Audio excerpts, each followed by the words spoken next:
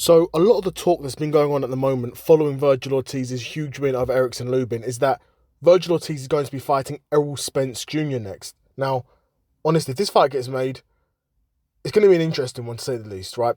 Errol Spence Jr. is a guy who's been out of the ring for a very long time, and having him jump in against Vergil Ortiz straight off of that long layoff is a bad idea. I'm going to say that now, that is a bad idea, especially how Errol Spence has been looking in the recent videos, where he's been looking slow and plodding, and he was already a plodding fighter, but even slower and clumsier, and it feels like he's sort of falling over his punches in the pad work videos.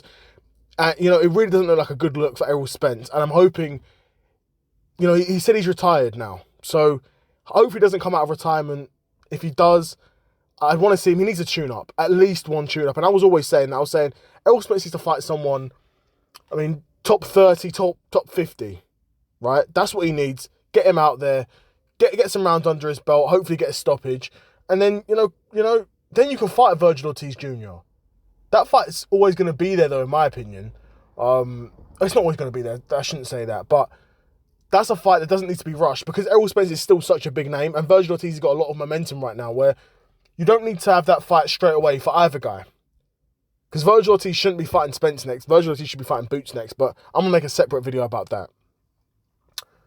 Again, if Ortiz was to fight Errol Spence Jr. next, it would be quite an easy fight for Vergil Ortiz, in my opinion.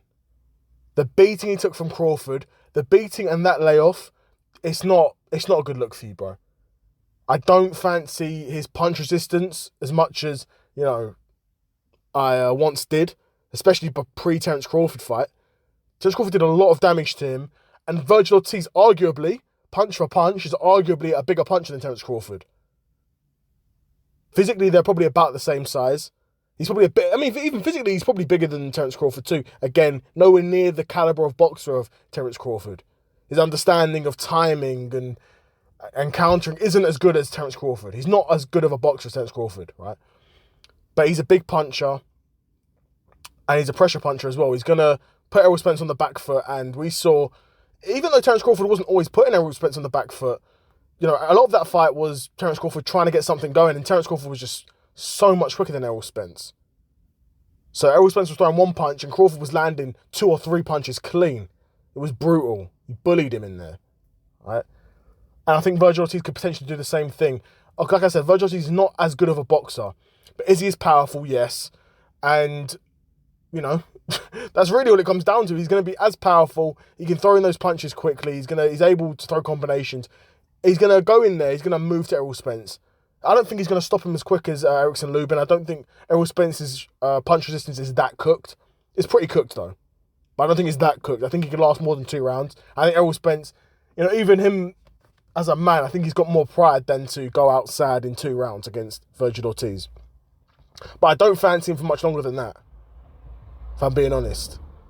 I really don't. I think it'd be quite an easy night for Vergil Ortiz if that fight happens next. But get Errol Spence a tune-up first. If that's the fight that they're, set on doing, get Errol Spence a tune-up first. And then do that fight. Let Errol Spence get some rounds under his belt. I still don't think he wins. Let's have it right. Even with a tune-up, I don't think Errol Spence has got enough left in the tank to beat a Vergil Ortiz and become the WBC interim world heavyweight champion at super welterweight. Don't think he's got that in him. But yeah, I'd be super curious to know what you guys think of that fight if it was to get made. Let me know what you think in the comments below. Another episode of the Seth Soto Side Quest in the bag, and I'm out. Peace.